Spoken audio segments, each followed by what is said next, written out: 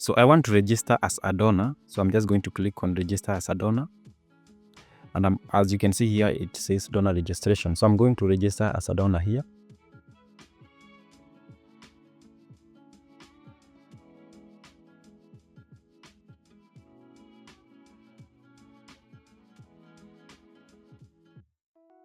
So I'm going to click on register me. So a donor has been registered. So I'm going to sign out again, and I'm going to sign in now as a recipient so that I can be able to see that donor when I open the application. So as you can see here, my profile is a donor, of course. This is a donor and everything. First of all here, I forgot to change the color to colors.black so that we can have the type here. So this is a donor, and I'm going to log out, and I'm going to log in with my recipient email. Now we have been signed in again. This is this is a recipient account. Okay, now I want us to work on loading all the donors that are present in the application. Okay, so first of all, let me work on this title here. So main screen. So instead of main screen, let me rename it to the name of the application: style, app styles, heading, textile. So to load the donors of the application, I want us to go to the user management, go to data, and we are going to create a file there. And this file is going to be called Firestore repository. Okay, so this is plus Firestore repository. And here in the Firestore repository, we are going to create methods that are going to be used to load data from Firestore. Final Firebase Firestore. I'm going to call it Firestore. And I'm going to create a constructor, Firestore repository, this.firestore, like that. So let me create a method of loading the donors of the application. So this is going to be a stream, a list of type app user, which I'm going to call load donors. And we are going to return firestore.instance.collection. So the collection is users.where. So where the type is equal to donor. .snapshots.map. So you want to map query snapshots, query snapshot, and return query snapshot.docs.map doc, and return app user dot from map doc.data dot to list, like that. Remember that we also want to filter these donors. So we want to filter those that are similar to us. Okay, and we also want to load donors that are of specific blood groups. So I'm going to create yet another method for that, like that. Okay, so as you can see here, I have created two more methods. So one method is for loading donors with specific blood groups, okay, such that we have collection users and we filter by blood group. And again, we filter where blood group is equal to the specific blood group, so that when we click on these ones, we can be able to load donors of that specific blood group. Okay, and the rest is similar to the one that we created together. This one is for similar blood groups. We pass the blood group, okay, and here we are going to filter by type donor, and we say where the blood group is equal to the blood group. So this blood group is going to be the blood group of the signed in recipient. Okay, and of course the rest is similar to the other ones. So now I'm going to create providers for those. Okay, so as you can see here, it's similar to what we did in the auth repository. Okay, so first this is the provider to get the Firestore repository, and then this one is providers for loading the donors, loading donors with specific blood groups, and loading donors who have similar blood groups to us. Okay, and with that, let me run the build runner again.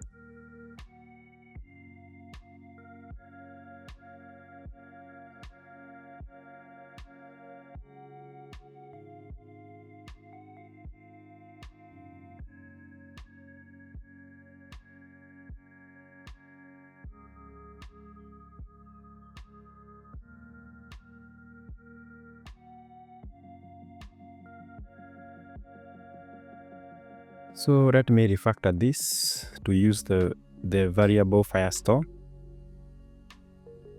the private variable Firestore, like that, because it's no need to say firestore.instance, but then when we are using these methods, we are using the Firestore repository, and the Firestore repository is instantiating it here already, so we don't really have to repeat ourselves here. Okay, so now with that, now we can go to the main screen and try now to load the donors with the providers that we have created. Here in the main screen, in the build method, first we can create the variable donors async value. So this is going to be ref.watch load donors provider, like that. Okay, and in case you get an error, of course we want to listen to it and show it with an alert dialog.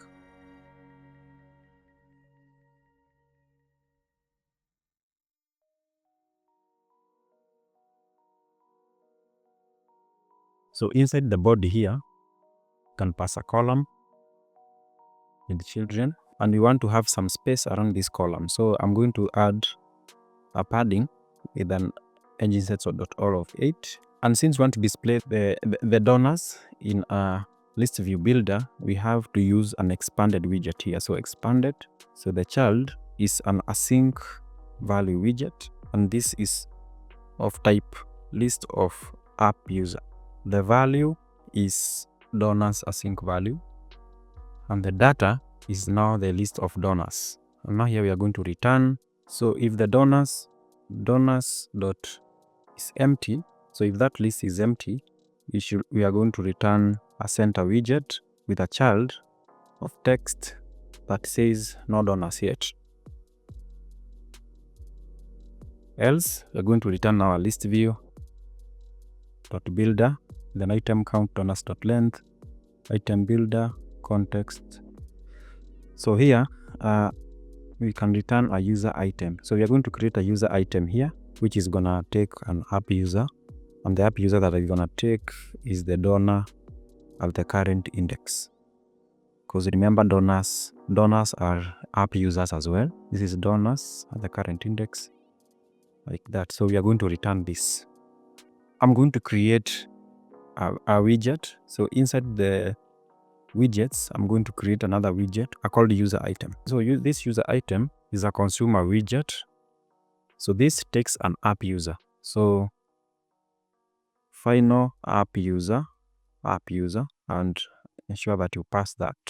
If I go back to main screen, I should now be able to import this like that.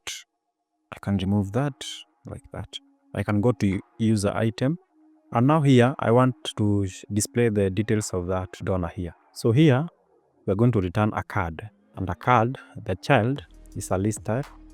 So the leading is going to be an image asset, image.asset, like that. So app user dot type. So if the user type equals to donor, we are going to set the asset to asset/donor.png.